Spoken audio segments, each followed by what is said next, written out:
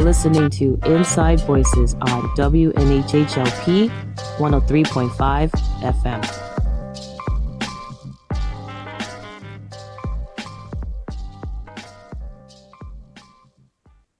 Good morning, everyone, and welcome to Inside Voices. My name is Georgia Goldburn, and I am the co-founder of Circle and the executive director of Hope for New Haven. And I am thrilled to be joined with Laura Cohn, who is from Mission Driven Finance. And our whole conversation today is just really going to be some innovative ideas that Laura has developed through Mission Driven Finance around how we solve the childcare access problem as well as housing. And Laura, welcome to Inside Voices. Thank you, Georgia. I'm really pleased to be here. Yeah, so Laura, we met during it was a presentation by the Boston Federal Reserve. We got an introduction to you and your organization at that event, and it was held maybe like 2 years ago or maybe last year at the in Bridgeport. Oh, my brain. In Bridgeport. And it was really about examining different approach to childcare facilities. And so as we get ready to jump in and delve into this conversation and our future partnership with Circle, I want to give you an opportunity just to introduce yourself to the audience. Great. Hi, I'm Laura Cohn. I'm the Vice President of Care and Education for Mission Driven Finance. Mission Driven Finance is a social impact asset management firm headquartered in San Diego, but operating nationally. We run social impact funds, both ones that we've created ourselves, as well as funds on behalf of clients around the country. And the big idea is to move capital into community in ways that are socially just and socially beneficial in areas generally of health, wealth, and education.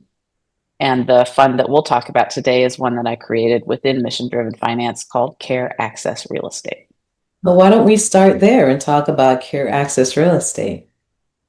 Great. So listeners may notice that Care Access Real Estate, the acronym is CARE, which we spell in all capitals. So sometimes when I say care, it's in the all capitals sense. I'll try to be clear what I'm saying. CARE is it's a real estate investment trust, which is a form of an investment fund that is created in order to invest in long-term holding of real estate assets. There are REITs that own a miscellaneous different types of assets, but this REIT is a specialty REIT for childcare facilities. As far as we know, it's the only child care facilities REIT in the country. And we created it because we recognized that real estate is a challenge for most child care providers. And if you think about child care providers in our communities that are full, have wait lists, child care entrepreneurs who are excited to expand to serve more kids and families, most often when you talk to them about what is in the way of them realizing those growth aspirations and serving more kids and families in their community, they say it has to do with real estate. Mm-hmm. They can't find appropriate real estate. They can't get it financed. They can't qualify for financing. They can't navigate the complexities. And they recognize that there's a long time delay between, even if they were to find an appropriate property and figure out how to get it financed, there's a time delay before it becomes revenue generating while they're waiting for licensing and doing renovations, et cetera. And all that is super daunting, understandably.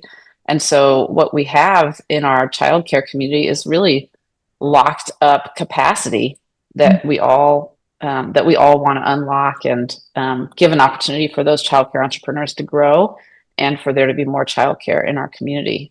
And I know, as you know, Georgia, the other reason that we created this fund is that real estate is a source of a lot of distress and trauma and trial for childcare providers who are dealing, many of whom, with landlords who are unfriendly to their particular business, who are dealing with rent increases that they can't afford and dislocations due to these struggles with their landlords. And so the other big motivation for creating care is to be a childcare friendly, socially just landlord to our very deserving childcare provider community. And you know, Laura, I don't think a lot of people understand that particular challenge. And when they talk about why there isn't greater access to childcare, I think people don't fully understand the complex nature of creating and running a childcare business in general. I think a lot of families, they will access childcare in a center, in someone's home, but they don't fully understand how unique childcare is and that they just cannot go anywhere, right? We have been looking for our agency for well over 5 years to find a facility to grow in. And there's not a lot of property in New Haven in general, but you can't just move a childcare facility into any type of a property, right? And so it cannot, if you're looking to put it somewhere, you need to have parking, you need to have outdoor space, you need to have make sure that it has a particular history, right? So some of those challenges I don't think a lot of people deal with and think about. I would add to that list, for example, plumbing. Yeah. Childcare is a very plumbing intensive Yeah. business. And so a lot of properties just don't have sufficient plumbing access. And then the other one is healthy. So you need childcare. We collectively want our childcare properties to be lead free. We want them to be not too close to major freeways and roads because we know from really clear research that exhaust from cars and trucks is harmful to developing brains and lungs.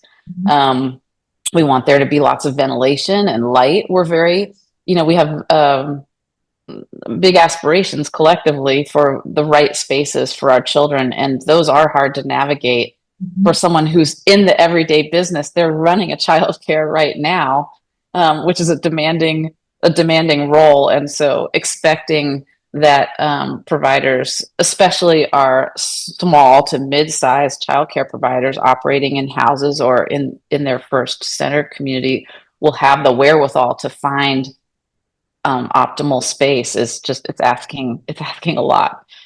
It is. And again, when you talk about healthy, sadly, especially in like urban centers, there are not a lot of buildings that are, appropriate even for childcare. And even in New Haven, you have some properties that are on some blighted properties that, we would love to see come back online to do stuff for childcare. But then you have the environmental issues as well. Because and childcare does require, in our facility, which requires children to be out in the ground, in the dirt, digging. We have some providers that talk about their mud kitchen that they have out there and how much fun it is for children, but they're using the soil from the ground. And we have to think about all of those things when we're thinking about locating childcare centers. So that outdoor space is so key and is truly one of the biggest barriers, because especially in urban settings, often when you can find a building that might be appropriate, it may or may not have adjacent outdoor space for kids to play. And the research is so clear that spending time outdoors is really important for children's development and for the kind of play that we want all of our kids to experience, both indoor and outdoor, and using their full bodies. So absolutely concur that the challenge of finding the right building or the right house for residential childcare with the right outdoor space, it amplifies the real estate challenges for sure. And I will share with you, there's an event tomorrow, and I've been blessed to be invited, and I have to RSVP right away, where we are going to get together with the governor to celebrate just the extraordinary piece of legislation that has passed in Connecticut. We are so happy about that.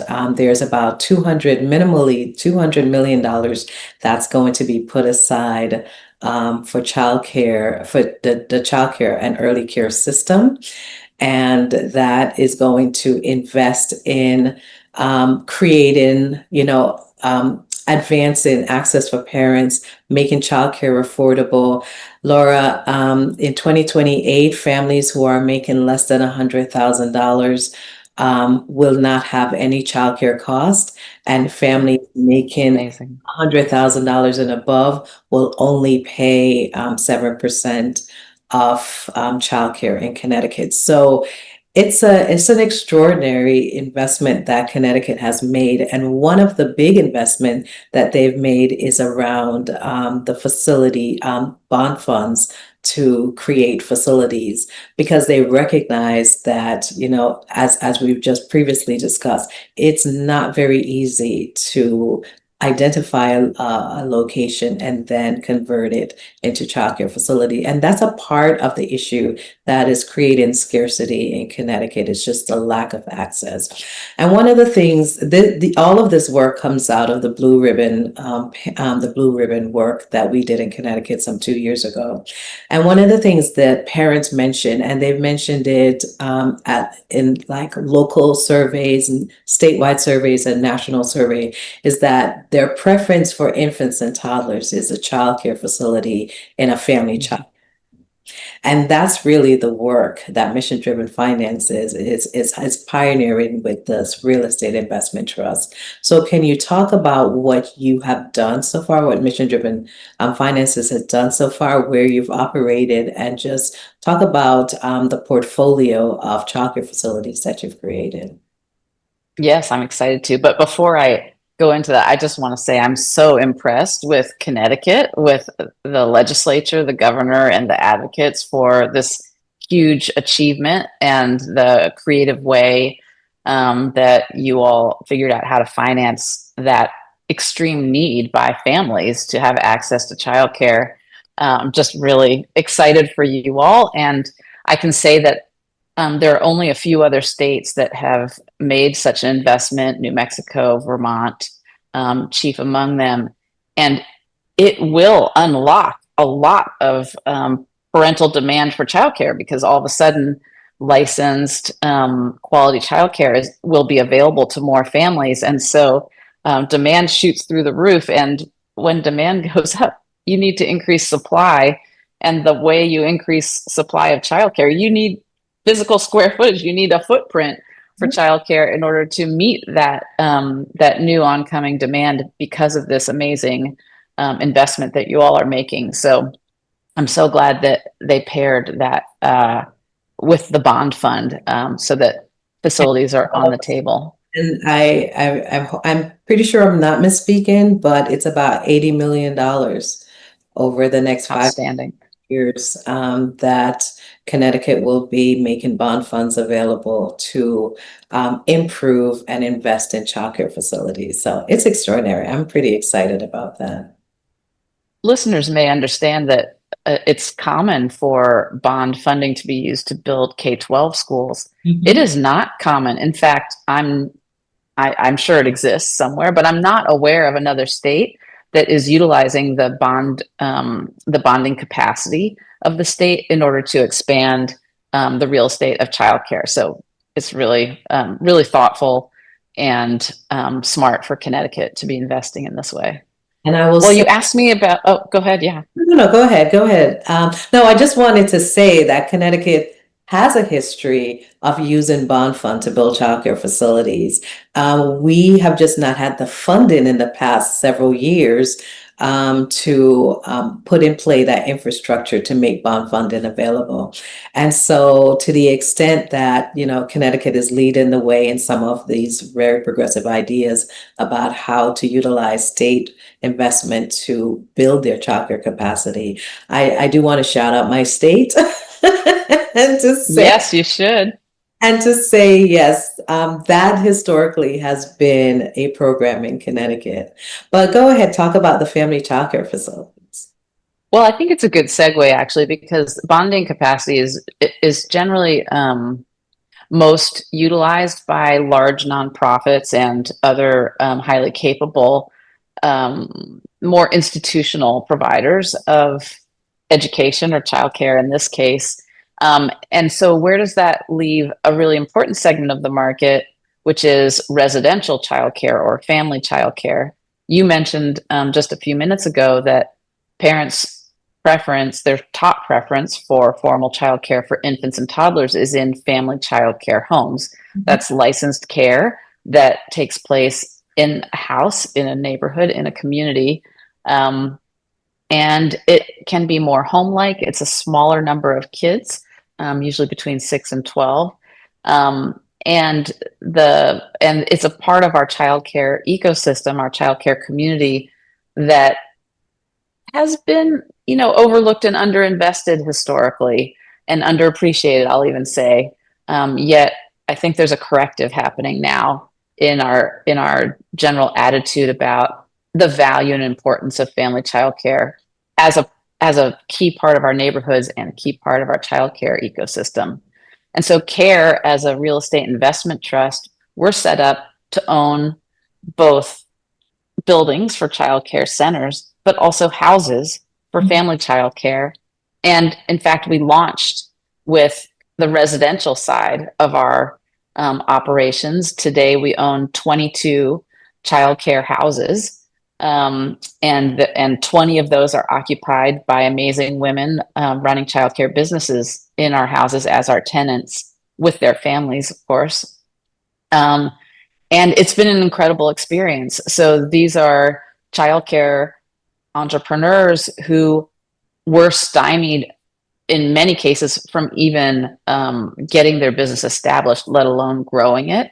And so it's the availability of an appropriate house with a childcare friendly landlord, and also an expectation of long-term relationship with that landlord that is allowing these women to really set down their roots, build their business, and serve as many kids and families as possible in their community.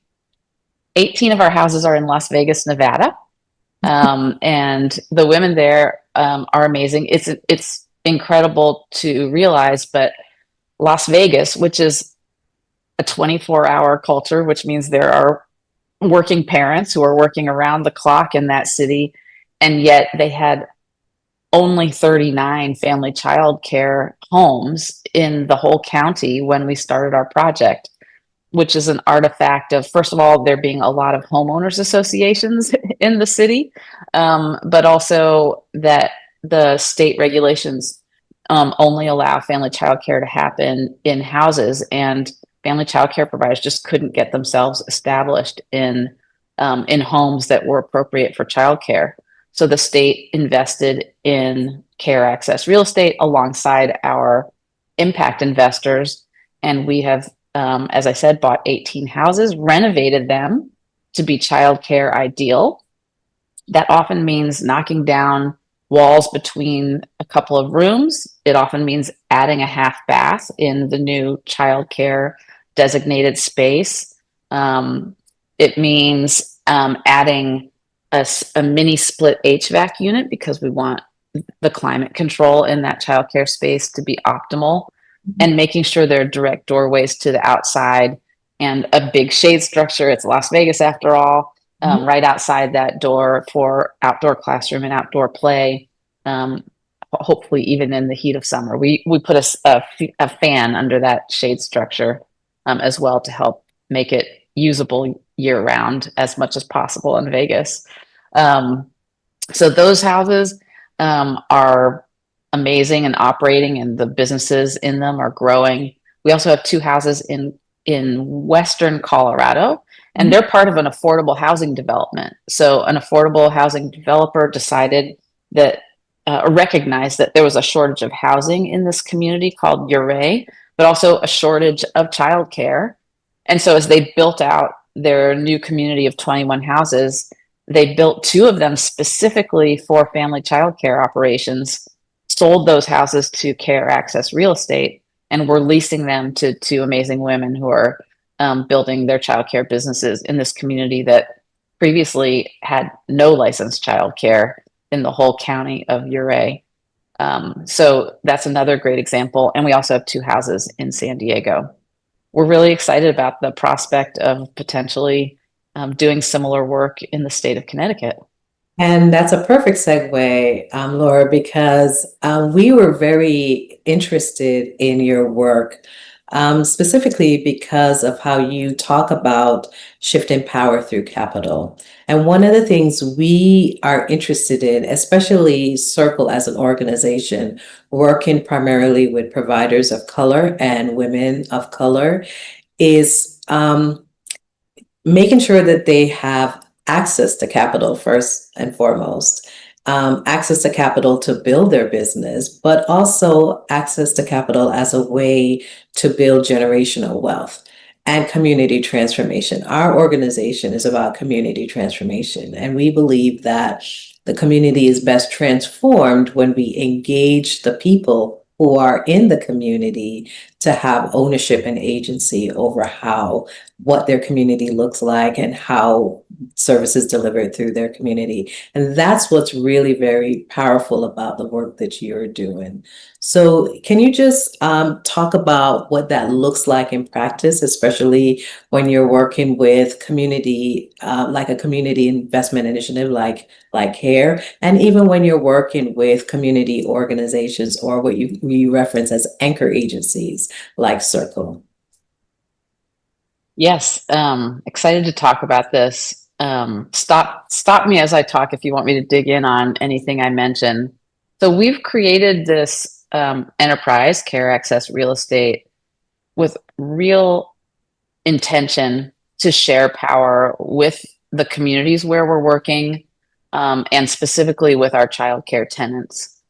And Laura, I think that's so important because I think when people, and I'm going to say me, because I don't want to project onto people what my biases are, but when I hear something like a real estate investment trust, in my mind, I always think that the power lies with the REIT and those investors.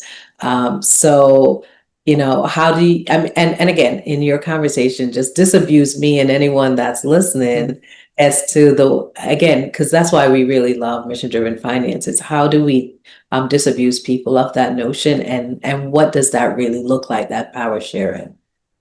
Yeah. Well, CARE is created as a public benefit corporation. So that commits us in our incorporation to pursuing both profits and benefit for the community. But so that's great, but that's just the start. It's really about how do you live into that that commitment that you're making as a corporation. And I would say the very first thing is to listen to childcare providers. So throughout the creation of Care Access Real Estate, and then every place that we've worked, we've started with listening, talking, having direct dialogue with childcare providers, surveying them, and looking at what they share in surveys, but focus groups, direct interviews, visiting providers. We want to make sure that we're creating an opportunity for childcare businesses that is fully formed based on what their actual needs are. And furthermore, we honor and recognize that the needs of childcare providers in Las Vegas are not necessary. They're similar to the needs of childcare providers in Connecticut, but they're not the same. And so that practice of listening to childcare providers and designing around their wisdom is something that we are going to continue wherever we operate and whenever we grow our work. So I think that's really first and foremost. A second way that we live into that promise is by working alongside local organizations in every place where we work. So you mentioned that Circle is potentially an anchor partner for mission-driven finance for working on care in Connecticut, and that's that's jargon. That's jargon we've created. So what does that mean? It means we have an organization that we are side by side partnered with in the places where we're working, that we know has trusted relationships with childcare providers, understands them, understands the rules, regulations, conditions, and opportunities that are present in the place where we're working, and becomes CARE's lead for recruiting, screening, and supporting childcare providers as they move into our properties. And that's absolutely essential to the way we're operating. We don't expect to be able to parachute into a community and become a childcare friendly, socially just landlord in that community without that side by side local relationship. It's just not the right thing to do.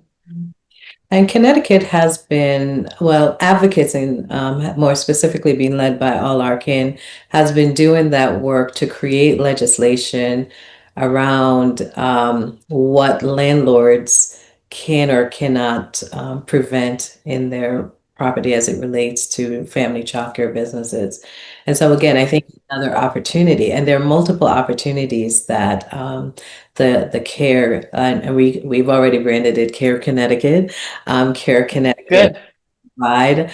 And that's one of the big things that's been, and it's been an obstacle and a barrier to have landlords who are friendly to family childcare businesses. And I understand it, as a homeowner, a family childcare business comes with a lot of risk. And so, as a landlord, you're always thinking in your head about what those risks are. But you are, that is the goal, and that is the mission for this, for Mission Driven Finance, is making sure that a family childcare provider will meet and work with a childcare friendly business landlord. The other, Can I say a little more about that? So that is the third area where we are very deliberate about sharing power. So inherently, the relationship between a tenant and a landlord is a power imbalanced relationship, and more so, as you said, in the case of family childcare, more so because the tenant's livelihood is dependent on that relationship with the landlord. And so a beneficent landlord will recognize that amplified power imbalance and make sure that their tenant knows that they're welcome to operate that business, and that they understand that their long-term tenancy in that property is essential for them to continue that business. But unfortunately, beneficent landlords are not super commonplace. And so in context, Laura, in most and so we build in several ways that we flip that script, if you will. So one of them is that our lease with the tenant includes really clear opportunities to renew the lease. We include 5 opportunities to renew, as long as the tenant is adhering to their lease and as long as they're continuing to deliver licensed childcare. So that's an oddity for a lease to include a requirement that the tenant provides childcare, but that's what it means to be a childcare friendly landlord. Is we're also requiring our investors require us to own childcare properties. And so if we were to lease to someone and they didn't stand up a childcare business, or they stopped providing childcare, we would need them to exit the property so that we could tenant it with somebody who will provide childcare. The other really key thing that I haven't mentioned yet about the CARE lease is that it includes an opportunity to buy the property from us, the landlord, after at least 2 years of successful tenancy. And if there's been appreciation in the value of the property from our cost basis to the fair market value when the child care provider buys it from us, we'll split that appreciation profit with the provider 50-50 as a credit at closing to help make it more likely that they can afford to purchase the property. But also because in a normal landlord tenant relationship, you're paying rent, you're paying rent, you're paying rent, you're paying rent, and you have no equity to show for it at the end. We believe that our tenants should have something to show for being a good tenant over time, and we give that back to them, or give half of that profit back to them. We keep half of the profit. Our investors, need us to make a profit as a company, and so we're retaining half of the profit. We think it's good for our investors as well, because it makes our tenants more stable and sticky, in the jargon of the industry. In other words, they'll be motivated to continue to be our tenants, and tenant turnover is a cost for landlords. And because we know they'll take care of the property really well, because they plan to own it someday. And so they're deeply committed to the property. They're literally rooted in it. And we know that's making them better tenants. And so it's good for our investors, but it's also a way of sharing power with our tenants. And then the last way we share power is, and seems like a small thing, but we hold tenant meetings. So most landlords aren't excited for their tenants to talk to each other, but we are. We want our childcare tenants to get to know each other, to support each other, but also to bring us feedback. How are we performing as a landlord, and what can we do better for you, and what can you do for one another? So we hold tenant meetings every so often, and that's another way that we share power with them. And that's, I'm glad that you mentioned that, because that's a key part of the partnership, that why we established a partnership with Mission Driven Finance is the idea of family childcare business owner actually owning their property. Because we know historically, people of color have limited access to owning their homes, and limited access to owning a business, right? And in Connecticut, there's a huge homelessness issue, and we see this as an opportunity to do a couple of things. How do we create greater access for families in the childcare setting that is their preferred setting? And how do we really think about assisting providers of color to really own their own property? And as you say, benefit from the cost of that property year over year. Because again, if we're paying rent, we really are just like putting money in somebody else's pocket, and that never inures to our benefit, right? And so we don't assets, and we can't borrow money off of those assets to possibly stand up another childcare facility, or even stand up another business. A lot of family childcare providers are looking to diversify in their business, but more importantly, many of them are also looking to transition to become center-based owners as well. And so when we have no asset, it's really very hard to do that. And when we can't pass asset on to, our children, then it's really hard to build generational wealth. And I guess that, and again, disabuse me, Laura, if that is what you considered impact investing, because I think we're going to hear that term a little bit more in Connecticut. So can you talk? Is that is that what impact investing is, or is it something else? It is an example of impact investing, in the sense that, so impact investing is a broad term, and people bring to it a lot of different ideas. The general notion is that as an investor, you're seeking financial return, but you're also seeking benefit to community. Some impact investors are looking for opportunities to make investments that are similar to market-based investments in terms of the financial returns, and also are good for society. So an example would be investing in solar panels. Mhm. So you could potentially profit, nicely from an investment in a great company that's building and deploying solar panels. But you also are doing good by reducing energy consumption. Um, Other impact investments, in particular by foundations and other individuals who are really focused on the more on the impact side than the financial return side, may have different returns than other market rate investments the investor may make, and they are okay with that because they are so excited about the community impact they're having.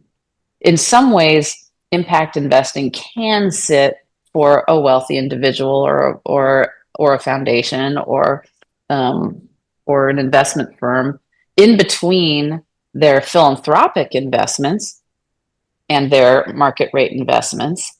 So in that concept, the philanthropic investments, you get zero return. So you put the money out, you get, well, pardon me, you get the Return of the, community benefit return, but yeah. you get no financial return. The money's just out the door. On the market rate side, you're just trying to maximize your profit and maximize your wealth. And there's a nice range in between that we'll just call impact investing, where you're seeking some form of financial return and also community benefit. And so you can see on that range that it can be, maybe the financial return is not very high, and so that's pretty close to the philanthropic side, or maybe the financial return, as we hope in the case of CARE, is pretty close to the market rate investment. Maybe someday we'll even match a market rate REIT investment, and you're also having terrific impact on the community. The crazy thing, or the not crazy, I guess, disappointing thing to me, as someone who spent my career in government and nonprofit and then discovered impact investing through the work to stand up CARE, is that so many wealthy individuals and other investors, including foundations, don't know about impact investing or haven't figured out how to add it into their portfolio. Mhm. So even though the idea of impact investing is a few decades old, it still has a lot of growth ahead of it, I hope, Mhm. as people discover this third way of spending their capital in a way to benefit their community. So, and I guess what I would say is it's a very curious place to do. I know what the social benefit is. Childcare, beyond just what we know about how children brain develop and what the impact is on children and society when children have high quality early care and education. We have discovered through the pandemic that we are the industry that supports all industry workers, right? No one goes to work if we don't go to work. And so I don't imagine, I know because the governor has stated it and CBIA has come out and stated it, that we have to basically make sure that the childcare industry is stable and thriving in Connecticut. But childcare has historically have been viewed as having a broken financial model. So I'm just very interested, Laura, besides your good heart and the fact that you need these investors are looking really for a return on their investment. It's curious to me why you would select childcare as one of those industry to do this impact investing, because presumably it would require a return on those folks' investment, right? And so Absolutely. how Yeah. does an industry with a broken financial model, reap any sort of like appreciable rewards for an investor? And Yeah. Oh, I what was love in that. your I head love that when you question. were Yeah. thinking about doing this? Yeah. No, I love that question. And it takes me back to those early days when we were doing the business planning around CARE. And the thing that we had to keep reminding ourselves and folks that we were talking to about this idea is that childcare providers are paying rent in the free market right now. Yep. I know, So Laura. there is A there lot is of a money. landlord profiting off of most childcare businesses. Now a few childcare businesses are operating with discounted rent in, in spaces that maybe a school district or some kind of city or even a church is providing to them at a discounted rent, and more power to them. That's amazing that they've found an arrangement like that with a discounted rent. In other words, with a landlord who is not profit maximizing. But Mhm. the vast majority of childcare providers who are renting, who don't own their space, are renting from a profit maximizing landlord. And so by being by taking that position, we're now your landlord. We're your landlord who's childcare friendly. Mhm. Um, we're your landlord who's going to share half of any appreciation profits with you, but we're collecting market rate rent from our childcare tenants. They're just diverting that rent that they would have paid to a profit maximizing landlord to this childcare friendly landlord. Um, Now we do discount the rent in some instances when philanthropic or public dollars are available to us to discount the rent to the provider. But the REIT itself, the investors in care, they see market rate rent. And so that's really the crux of why this uh, why this specialty REIT for childcare is going to work for our investors as well as for our childcare community. So you mentioned, and I want to come back to this point, but I'm going to visit this point before I go to the point that I want us to kind of delve into a little bit more is when you mention that when a provider is ready to purchase the facility, that there is some profit sharing with the appreciated value of the building. But before we jump into that conversation, we have a lot, presumably one of the things that's going to happen in Connecticut is there's going to be, we are hoping, state government investments in this, and possibly going to local municipalities and saying, hey, here's an opportunity to do additional investment. Connecticut has, New Haven has a land bank where they also can purchase property and there can be possible partnerships there.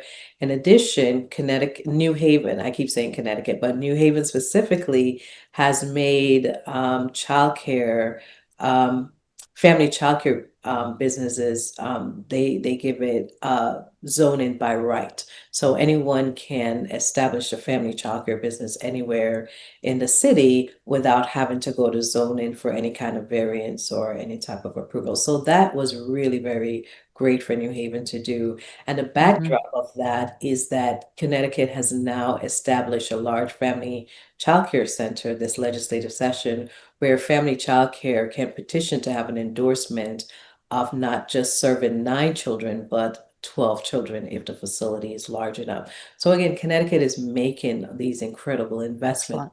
Excellent. And one of the big innovation that Connecticut has created, and I wanna, you know, um, shout out Tracy Madison Hennessy. I hope I'm pronouncing her name right. I always just call her Tracy, but I want to shout out Tracy and to say the innovation that she thought about was a family childcare incubator. So that's where you can be in a non-family childcare facility, or not in a home, but rather in a commercial facility and have multiple family childcare businesses there. So as I'm thinking, this is my long winding way, Laura, to get to the question. As we're Yeah.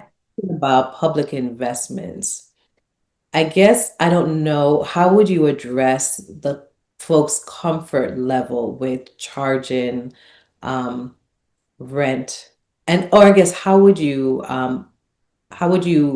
support the family childcare businesses or even the center-based businesses with a discounted rent if there are public investments involved and still deliver the profit margins to your investors? Right. Yeah. So as care has grown in every location where we are so far, it's a private, nonprofit, and public partnership. And it's the integration of all those different types of capital that allow us to really deliver on the promise of being a socially just and childcare friendly landlord. The rent is a key part of that. So, for example, in Nevada, we received a grant from the state of Nevada to enable us to build our portfolio there. We use those grant funds for three purposes. One of them is we use the grant funds to do the renovations on the homes. So investor capital purchases the homes, and then the public grant capital is used to renovate the homes, make them both great places to live for the family, but that childcare optimal that we talked about before. The second way we use the public funds is for rent discounts.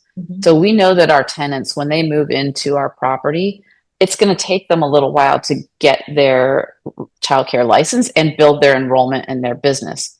All of CARE's houses are sized for large family childcare operations because we recognize that it's possible to earn a family thriving wage in a large family childcare license, whereas a small family childcare license, which is generally just 6 children, it's near impossible to earn really a thriving wage on that small business.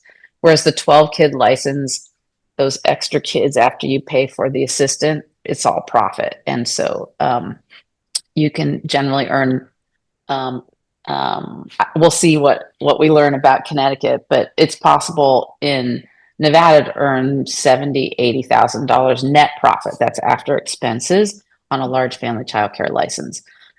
But it takes a while to build to that level of enrollment. And so the public funds are used to discount the rent while the provider is building their business. So we discount it 40% for the first 3 months that they're in the home, 25% for the second 3 months they're in the home, and then 15% for the 7th through 24th month that they're in the home. And then we taper it slowly after that. And so the public dollars are paired with the rent dollars that the childcare provider pays so that the rent sees market rate rent, but the childcare provider sees affordable rent that takes into account the build time that they need to grow their business. So similar in Colorado, where philanthropic dollars in this case are being used to provide a rent ramp up. It's a different schedule, but same deal, a rent ramp up so that the childcare providers have time to build their business before they're expected to pay typical market rate rent. So that's how we've used public dollars and public investment in the enterprise to help make sure that we're charging affordable rent for our childcare tenants so far. Okay. So can you explain just really quickly that profit sharing once a provider decides to purchase a property that they have been renting for 2 years or 2+? At least 2 years. Yeah. Yeah. So, okay. So maybe people are familiar with rent to own mechanisms in other contexts. And often those, I want to call them schemes, but I shouldn't. Those approaches, often those approaches have some mechanism like the tenant is paying some rent, but also paying towards a down payment pool, or sometimes there's even a penalty if they don't exercise the right to purchase. We didn't want to have any mechanism like that. So it's simply an opportunity to buy the property from us after 2 years, at least 2 years of successful tenancy. And then it has if there's been a profit, hopefully there is, but not always there will be. If there's been a profit, we'll split it with them. On the other hand, if it's the right choice for our tenant to keep leasing from us, maybe they are enjoying the experience of not being responsible for maintenance and upkeep. They like having a childcare friendly landlord, or they're busy paying down student loan debt or other obligations, and they're not well positioned to buy the house, that's totally fine with us. The perfect thing about this structure of a real estate investment trust is it's created by the IRS, by the government, in specifically for long-term holding of real estate. So this isn't a real estate fund where the profits to the investors are from flipping the properties, buying a property, improving it, and then selling it at a profit. REIT investors they're really focused on their returns coming in the form of annual steady dividends, and that comes from the rent income. So there's no pressure on us from REIT investors to flip the properties. In fact, the REIT investors, they just want steady rent over time. So their incentives are aligned with, we think, with our tenants who just need a stable place to live for as long as they want to live there. If along the way they have the wherewithal to buy the property from us and realize that appreciation split, then that's great. We'll sell it to them, recycle the capital, and buy a new property and lease it to a new childcare provider. So we'll recycle the capital, as that's called sometimes, to create more community benefit. But if they want to keep leasing from us, that's fine with us as well. So we think we've set up this pathway to asset ownership in a way where everybody's incentives are in the same place, and that's really the optimal situation where there's no pressure on anybody to execute the purchase. It's truly an opportunity to purchase. Okay. So we're talking about Connecticut. So do you feel that Connecticut is poised to really be a beneficiary with CARE and CARE Connecticut? And how do you think we're poised? And I know I am probably the one to answer the question, but I just want to say, how do you've done this work in other states, and one of the things that Connecticut does is they look at what other states are doing and they try to position themselves to, to kind of replicate what's working well in other states. So what do you see as some of the things that Connecticut has done to prepare itself for a CARE Connecticut?